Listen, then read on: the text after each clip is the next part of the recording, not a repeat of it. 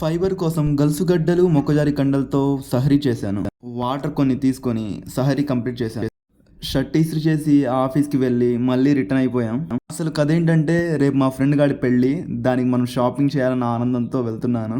Evening అయింది కదా అని చెప్పి ఇంకా షాపింగ్కి స్టార్ట్ అయిపోయాం. ట్రాఫిక్ మొత్తం జాము, అయినా మేము షూ షాట్కి రీచ్ అయిపోయాం. అద్దం ముందు కొన్ని పోజులు ఇచ్చుకుంటూ నేనైతే వీడియో తీసుకున్నాను.